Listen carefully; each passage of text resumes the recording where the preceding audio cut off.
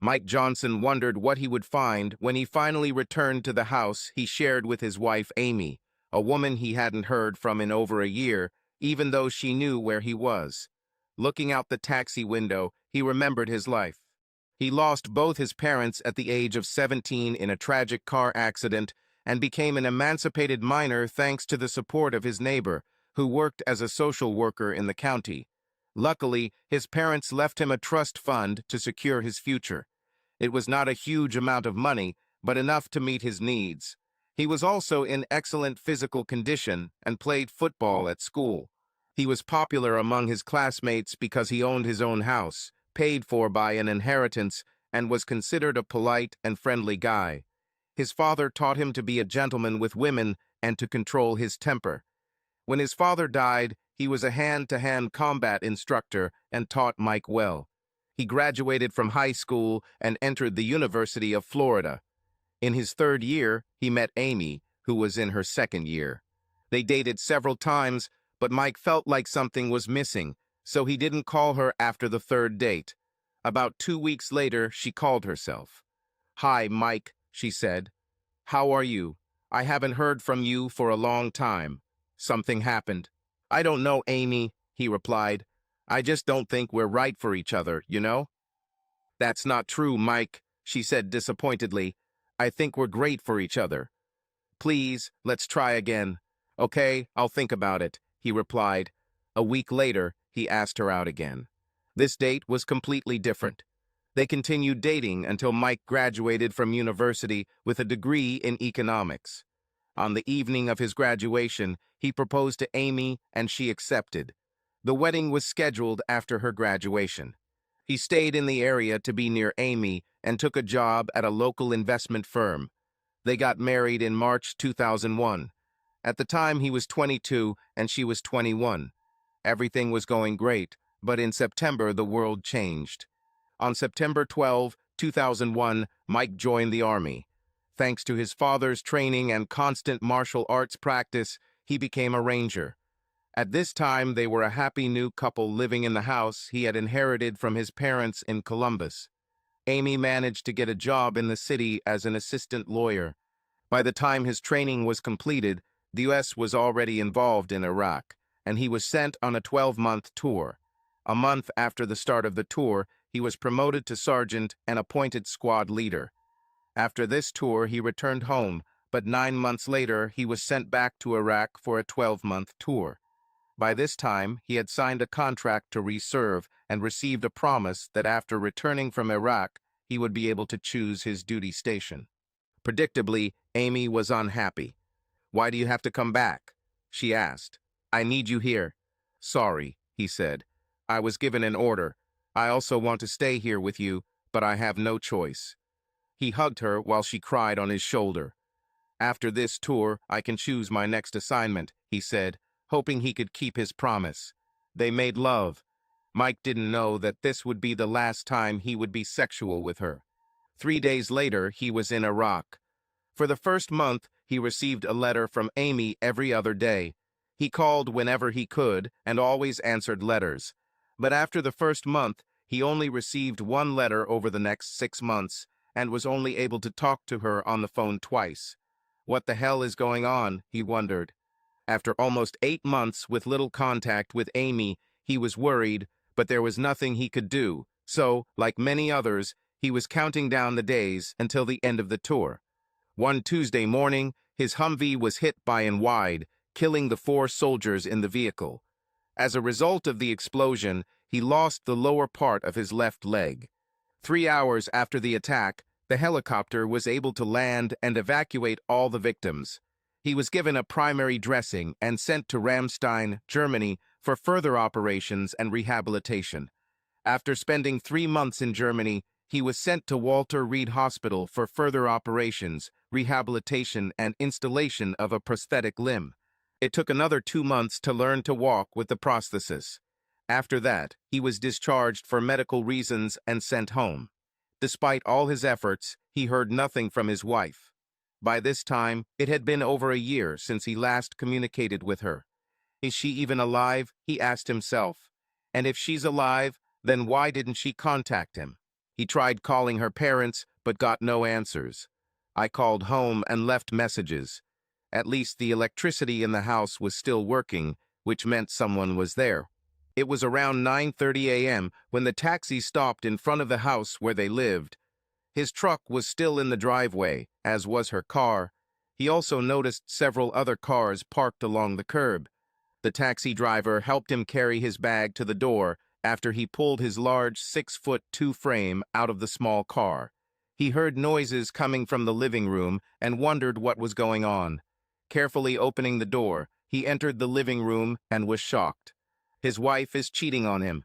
Mike recognized them because he had seen them on base before, and two of them were back in the US when he arrived in Iraq for his second tour. "Are you fucking kidding me?" he shouted. "So this is what you've been doing for the last 13 months. Is this why you couldn't write or answer my calls? I lose my leg and you sleep with everyone in town. Get out of my house. You have 10 minutes to pack your things and get out." Then she recognized him. She extended her hand to him, but he retreated. "Get your dirty, cheating paws off me," he ordered. She stepped back, scared. "Please, Mike, let me explain," she begged. "It's not what you think." "Are you fucking serious?" he asked. "I haven't heard anything from you for over a year, and when I return home, I find you cheating. There's nothing to explain here. Pack your things and leave." Having said this, he came up with another thing. He went into their bedroom, took her clothes out of the closet, including her wedding dress, and threw them out the window.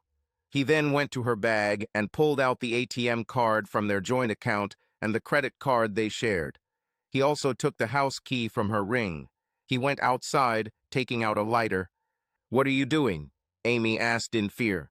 "You have 10 minutes to pack your things and leave, otherwise I'll burn everything," he said. "Come on, move." Amy ran around the house, gathering her things. Mike kept track of the time with his watch. She gathered the last of the things from the ground just as Mike was about to set them on fire. "Where should I go?" she asked through tears. "Right now, I don't care," he said. "As far as I'm concerned, you could be going straight to hell. Just tell me where you'll be living so I know where to send the divorce papers." "Please, Mike, you have to believe me. This was the only time. It was an accident. It didn't mean anything," she pleaded. But Mike didn't believe her. "Bullshit," he said. "I haven't heard anything from you for months. What I saw in the house was clearly not your first time. I may have been born at night, but it wasn't last night. Now go away, damn it." Amy sobbed as she got into the car and drove away. Mike watched her leave, then returned to the house, depressed. He was exhausted, both physically and emotionally, and collapsed onto the couch, his leg aching. He couldn't believe what she did to him, to them. He lost track of time, and when he woke up, the sun had already begun to set. He stood up and looked around the kitchen for something to eat when the phone rang. "Hello," he said, answering the call. "Mike, what the hell have you done?" An angry female voice came from the other end. He recognized the voice of Julie, Amy's older sister. "Why did you kick Amy out of the house?" "Ask her," Mike replied. "Let her tell it herself." "I asked," Julie said. "She said you didn't like the way the house looked and you kicked her out." "That's bullshit, Julie, and you know it," Mike said. "If you want to know the truth, come to me. I'll show you." There was silence on the other end for a few moments. "Okay, Mike, I'll come, but it has to be something worthwhile," she said before hanging up. He knew it would be a while before she got to his house, so he sat down at his computer and turned it on. When the download finished, he decided to check Amy's email. Amy wasn't too smart about passwords and had one of those web-based email services, so he soon had access to her email. He decided to slow Amy down a bit and changed her password so she couldn't delete anything. He knew she would eventually restore access, but not until he had his proof. It only took him a few minutes to look through her letters and realize that this had been going on for quite some time, perhaps throughout his entire tour in Iraq. The letters were quite explicit, and many of them contained photographs or videos. By the time Julie arrived, he had printed almost a stack of letters and a whole stack of photographs. The videos were saved in a separate folder. He noticed that most of the photos and videos were of the same 6 men. He opened the door, making sure Julie was alone. She didn't look very happy. "Okay, Mike, tell me what's going on," she asked, her face red with anger. He pulled out his phone and showed her the photos. "This is what I saw when I returned home," he said. Her face turned pale when she saw the photographs. "Oh my God," she said. "That's not all," he said, throwing the photographs he found in Amy's mail onto the table. Julie looked at the photos, shocked. "Did you know about this?" he asked. Julie shook her head. "Honestly," she said, "I didn't know anything. I knew she went out often, but I didn't know about it." "She didn't tell you anything?" Mike asked. Julie shook her head. "There is nothing." "Oh my God, Mike, I'm so sorry," she said. "I knew that she was worried about your departure, but I didn't think that she was capable of such a thing." "Did she tell you anything about me being injured?" he asked. Julie shook her head. "Injured?"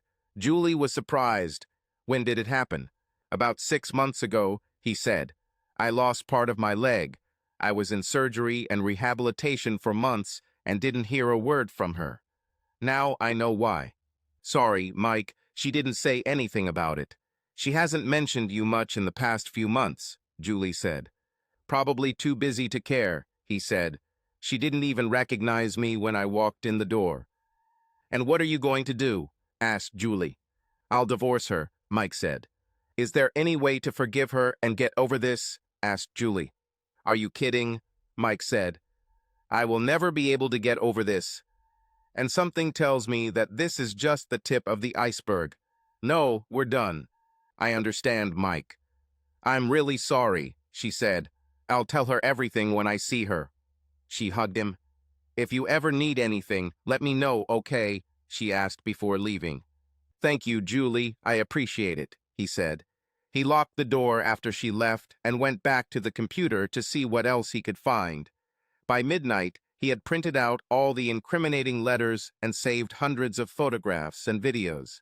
Looking through the timeline, he realized that Amy's infidelities began at the beginning of his first tour in Iraq and continued about once a week the entire time he was away. He also managed to identify all 6 men involved in her infidelities. He also found out that they were all active military personnel. From their letters, he was able to identify the divisions they belonged to and gain insight into their clubbing days. He also learned that all 6 of the men Amy cheated with were married, and some of them had young children. He wrote down their addresses and contact information. He was sorry that their families would suffer, but he wasn't going to let these bastards go unpunished just because they had children. He folded this information and lay down on the futon in his office to get some sleep. The next day, he had a very busy day ahead of him. He woke up before sunrise the next day and began his morning routine. After getting dressed, he outlined a plan of action for the day. The first step was to make an appointment with a good divorce lawyer. He looked through the phone book and started calling. After speaking with several firms, he was able to schedule an appointment for that morning. Looking at his watch, he realized that he had little time before the meeting, so he went to the bank and closed their joint accounts, opening a new one in his name. He knew he would probably have to give her half of their money, so he got a cashier's check for the full amount. His inheritance and trust fund were in accounts that Amy didn't have access to, so he left them untouched. He closed their joint credit card and applied for a new one in his name, paying off the balance on the other card. Having finished this, he went to his lawyer. Entering the office, he checked in with the secretary with a folder full of letters and photographs. He had barely poured himself a cup of coffee when an attractive woman approached him and introduced herself. "Mr. Johnson," she asked, holding out her hand. He shook her hand and introduced himself. "Please call me Mike," he said. She smiled and invited him into her office. "Thank you, Mike," she said. "Please call me Sally. I understand you want a divorce, right?" "Yes, that's right," he replied. She stared at him for several minutes. "You know, I don't represent the interests of cheating spouses," she said. Mike placed the folder on her desk. "Sally, I was in Iraq and was in the hospital for several months recovering from combat injuries," he said. "I am not the one who cheated, as these letters and photographs show. She looked at the folder, opened it, and leafed through the thick stack of papers, shaking her head. "Oh," she said, "this is extremely compromising. How did you receive these letters and photographs?" "Well," Mike said, "my future ex-wife used my computer for her correspondence, and they liked to send each other photos and videos." "Do you have a video?" she asked. "Yes, there is," Mike said, "and yesterday I found this at home." He took out his phone and showed photos he took in his house. Her eyes widened. They discussed the evidence and details of the divorce, and by the end of the meeting, Sally agreed to file for divorce on the grounds of adultery, naming the 6 men Amy had been cheating with for the past 2 years. "So once we file, she'll be served with a summons and she'll have 30 days to respond," Sally said.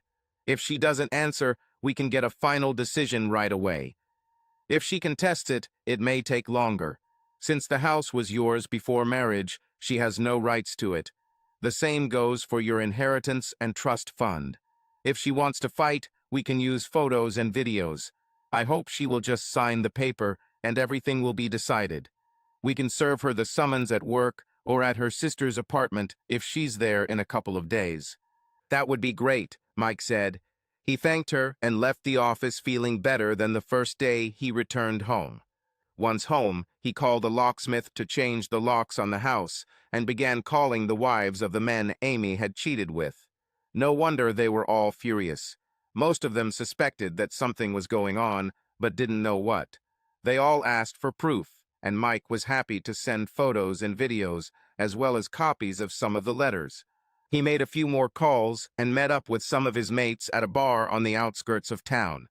They looked at some of the photos he brought and shook their heads. They also knew the 6 men involved and discussed possible courses of action. While they were talking, one of the 6, a big lout named John Abrams, staggered into the bar. George, one of Mike's friends, pointed at him. They looked and returned to their beers, but not before he recognized Mike and, full of anger and alcohol, walked towards him. "Well, well," he said loudly, "if it's not Sergeant Johnson. How's your wife doing?" Mike said nothing, which only egged the dork on. "What, are you not only a cuckold, but also a coward? Come on, Big Ranger, show what you can do." There was a fight. Mike spent several hours in jail before an officer approached his cell and waved him out. "Today is your lucky day, soldier," said the officer. "Witnesses said you acted in self-defense, and the video surveillance confirmed it, so today you go home without charges." Mike returned home and went to bed. The next day, one of his friends called him. "Hey, did you see the news?" asked George. "No, I just woke up," Mike answered. "What's happened?" "Looks like there was a spike in attacks last night," George said. 5 soldiers ended up in the hospital with various injuries. It's in the newspaper. Isn't this terrible?" "Yeah, terrible news," Mike said sarcastically. "Any of our friends?" "Yes, these are the same 5 who slept with Amy," said George. "Isn't this an amazing coincidence?" "Yes, an amazing coincidence," Mike said, smiling.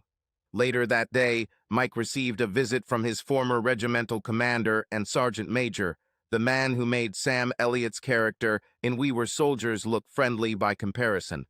Mike opened the door and invited them in, offering them something to drink. "No, thank you, Sergeant," said the colonel. "We just wanted to stop by for a few minutes to see how things were going."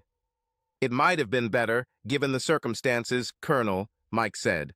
"And please, call me Mike.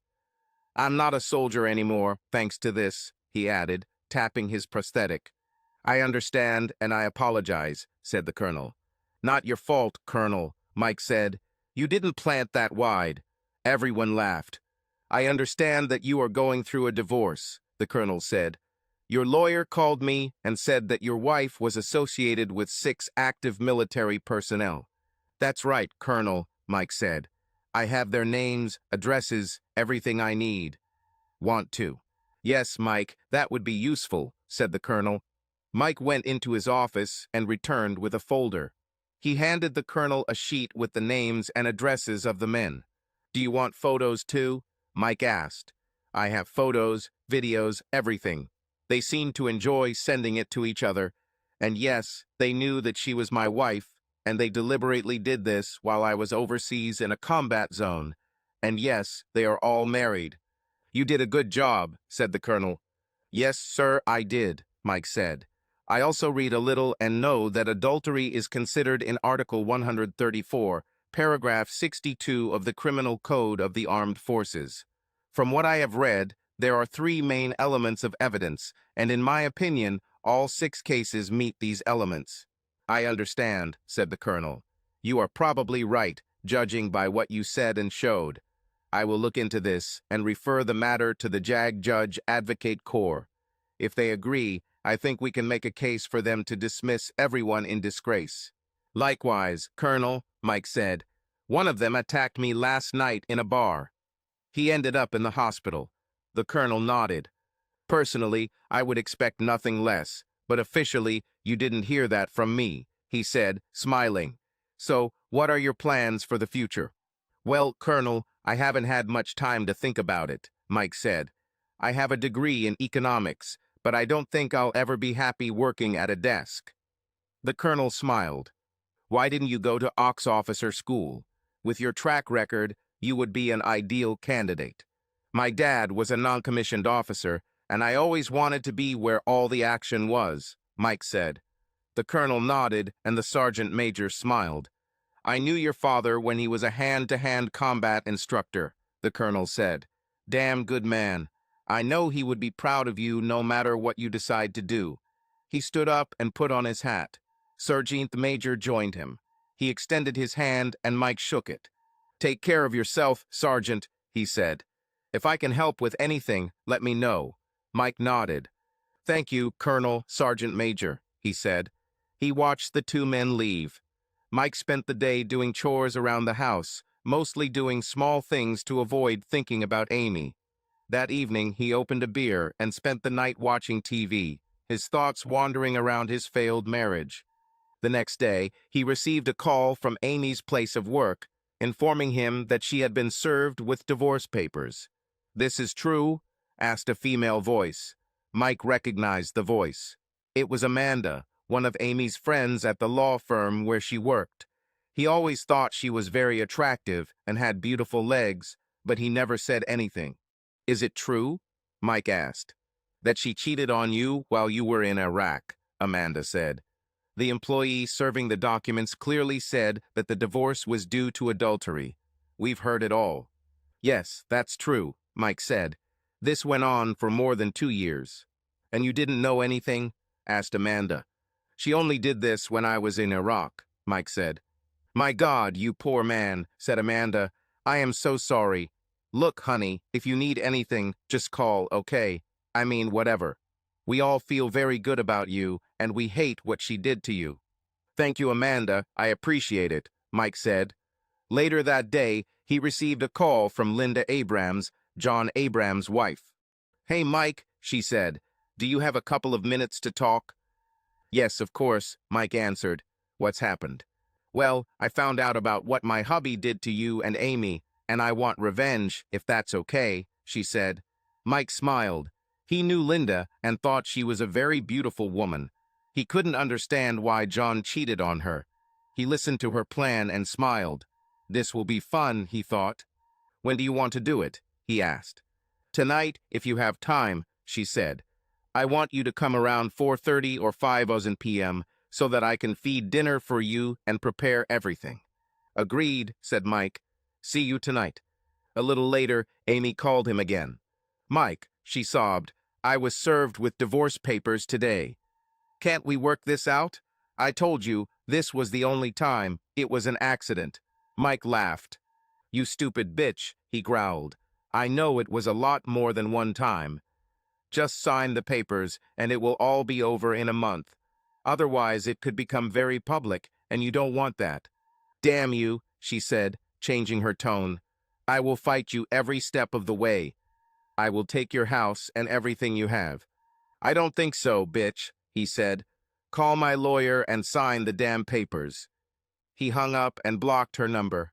That evening, he drove to Linda's and parked in the middle of their driveway as she had suggested. He knocked on the door, and she answered, wearing a short, ripped t-shirt and tiny, ripped shorts that showed off her butt. She hugged Mike and kissed him, clinging to him. "Do you like what you see, soldier?" she asked seductively. "God, yes," Mike replied. "You are wonderful. John was an idiot for cheating on you." "Yes, he was," she said, "and he'll soon realize how much of an idiot he was. Let's go, dinner is ready." Mike walked into the house and smelled a grilled steak.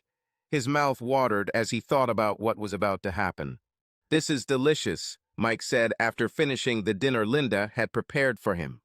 "Wait until we get to dessert," she said. Taking his hand, she led him upstairs. "I'm home," John shouted from the living room. "Whose car is that in the driveway? I can't get into the garage." "Sorry, honey," Linda said. "I asked Mike Johnson to come and help me with something that was broken, and I didn't want to bother you at work. Could you come upstairs? We need your help." "Mike Johnson?" John asked, walking up the stairs. "Why did you call him?" "I just thought he might help." "You don't mind, right?" she asked. "No, I think not," he said, entering the bedroom. "What the hell is going on?" he shouted. "I found out that you and your buddies have been sleeping with Amy Johnson for the last 2 years or more, you bastard," she said. "I also know about your attack on Mike at the bar last week. So I decided to take revenge." She and Mike were engaged sex. She then took the envelope from her bedside table and dropped it into John's lap. "They handed it to you, bastard," she said. "Now pack your things and get out of here. I've already collected them for you. There's also a restraining order here, and you better obey it, or I'll have you locked up." "Understood." John nodded his head silently and took the bag and suitcase that Linda had prepared. Defeated, he left the house. After John left, Linda buried her head in Mike's shoulder and cried. He hugged her, kissing her head. "Everything will be fine," he said. She nodded her head. "It won't be easy, but I can do it," she said. "I've already split our bills, and with my job, I'll be able to cover the bills for a while, but eventually I'll have to sell the house." "Linda, if it comes to that, you can move in with me," Mike said. She nodded her head. "Thanks, Mike, I appreciate it," she said. "Please stay with me tonight," she begged. Mike agreed. Things didn't go very well with the divorce at first. Amy decided to fight, claiming that her infidelity was a one-off incident and an accident. A little over 6 weeks later, Sally called Mike, Amy, and her lawyer, Bill Green, to a conference in her office. They gathered in a conference room, and Amy's lawyer immediately began talking, suggesting they go to counseling to help Mike get over what he called Amy's one mistake. Sally shook her head and stopped Amy's lawyer. She pulled out a stack of letters and photographs and threw them on the table. Amy and her lawyer looked at the stack of paper, shocked. "Listen, Bill," Sally said. "Let's stop this nonsense, okay? My client has evidence in your client's words, photographs and videos of multiple parties with the same 6 men, spanning over 2 years. We estimate that your client did this more than 100 times while her husband was in Iraq. I have seen your client's sworn testimony, and I want to warn you that if you continue, we will have to charge your client with perjury and seek a maximum penalty of 10 years in prison. Now, if you state your answer and your client signs Mr. Johnson's original offer, we will forget about perjury. What's your answer?" "Look, Sally," Bill said, "you know as well as I do that prosecutions for perjury in divorce cases are rare. Your threats won't work here." "Are you really willing to take the risk, Bill?" asked Sally. "It may be rare, but it happens. And with the evidence that we have, I think the judge will see this from our side." Bill shook his head. Mike leaned over to Sally and whispered something in her ear. She nodded her head before speaking again. "Why not do it this way?" said Sally. "My client says he would like to talk to Amy for a few minutes alone. He assures me that he won't go overboard. I suggest giving them this time to work things out." Bill listened to Amy speak quietly. After her words, he nodded. "Okay," he said, "but we'll be right outside the door." After they left, Amy looked at Mike. "Okay, what are you up to?" she said defiantly. Mike picked up a stack of letters and photos and began tossing the photos in front of her. Her eyes widened as he did this. He then pulled out a photograph from his wallet. "Do you know what helped me survive 2 tours in Iraq?" he asked. He pointed to a photograph, yellowed with age. It was made shortly before he entered the service. "This, and then, when I didn't hear anything from you, I started thinking the worst. I honestly thought you were hurt or worse. Then when I came home and found you cheating, I almost went crazy. You can imagine how I felt when I went into your mail and found all this. You could shoot me in the head. It would be more merciful." Amy started crying as he spoke. But he wasn't finished. He pulled out a letter which he had opened. He began to read the correspondence. "Hey, baby, did you solve that little problem?" He looked at her. "Then you replied, 'Yes, I went to the clinic yesterday. I should be fine for the party next week.'" He looked at her with hatred in his eyes.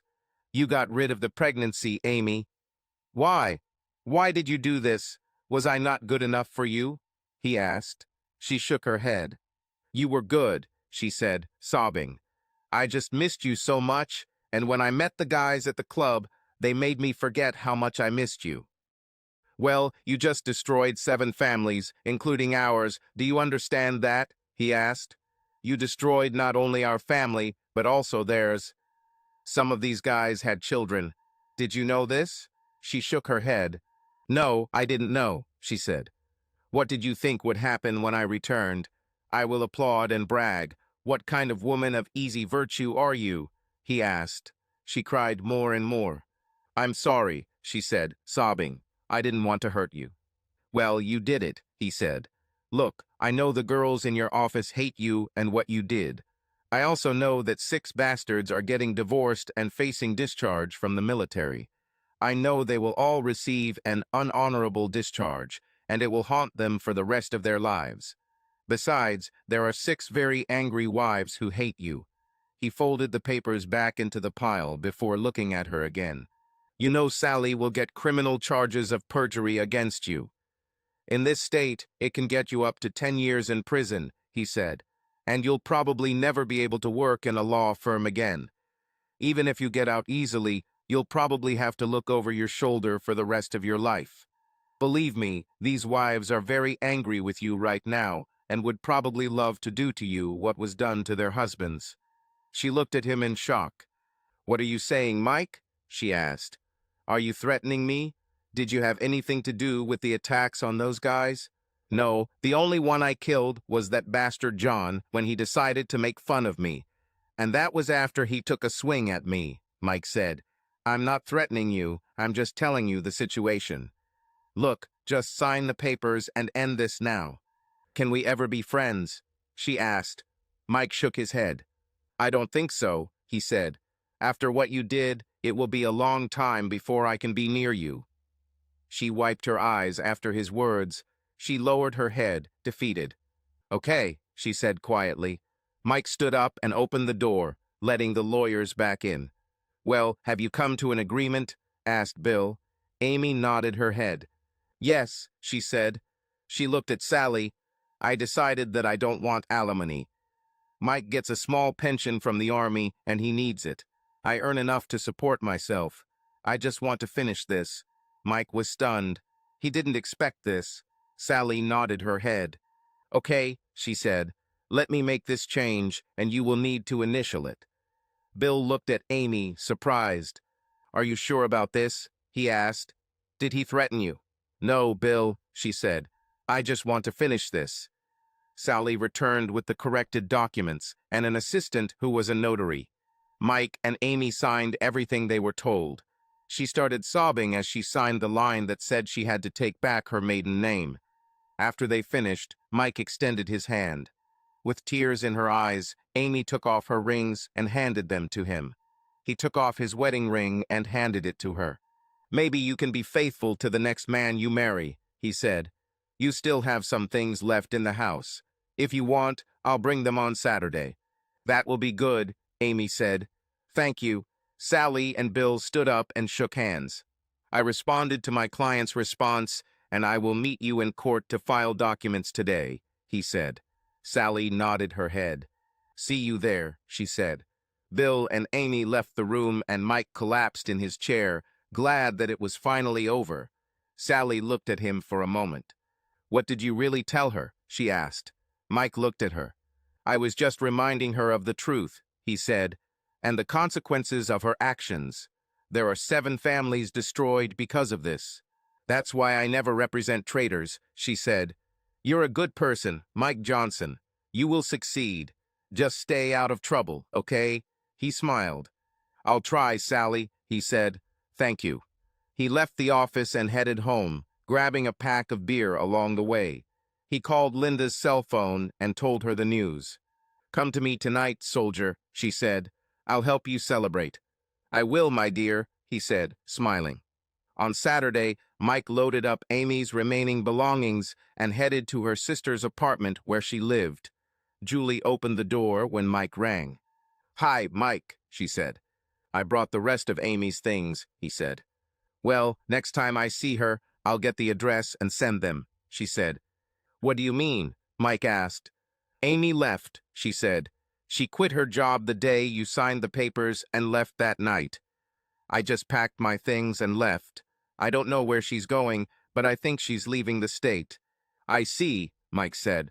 Well, if you talk to her, tell her I left her things. Julie took what Mike brought and thanked him.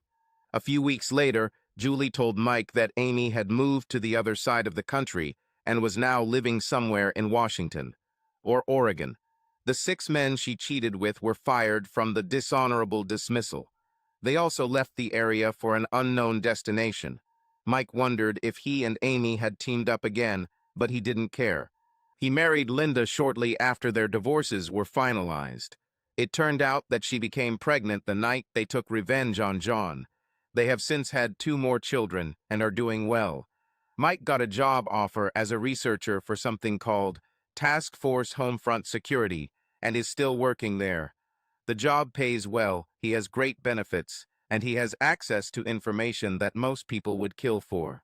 The best thing is that he can work from home, although sometimes he has to fly to a place called Fort Apache.